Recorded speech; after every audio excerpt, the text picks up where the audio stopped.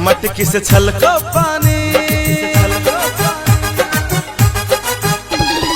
राधा रानी मटकी से छलको पानी। कान्हा के धड़कन तू प्रेम दीवानी, प्रेम के निशानी तू सदियों पुरानी। राधा और किशन के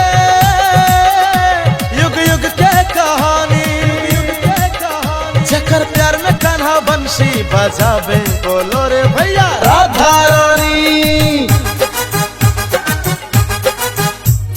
प्रेम दीवानी, राधा रानी।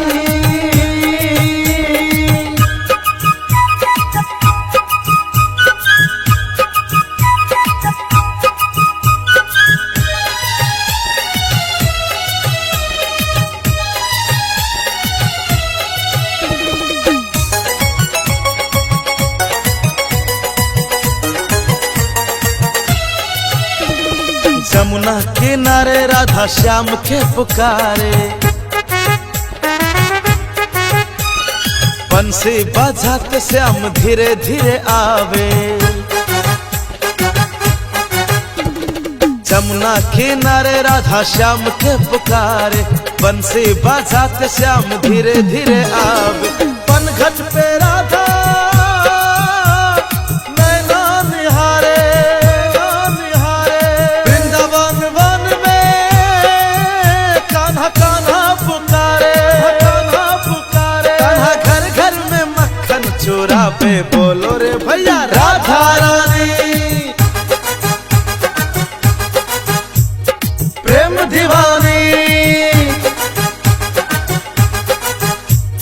राधा रानी।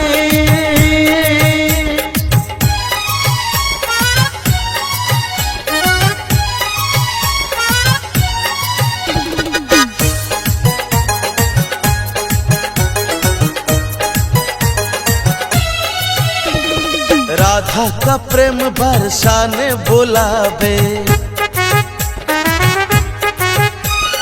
कान्हा के प्यार को पिया का सतावे। राधा का प्रेम बरसाने बुलावे, कान्हा के प्यार को पिया का सतावे। यशोदा का लाला मधुर मुरली वाला,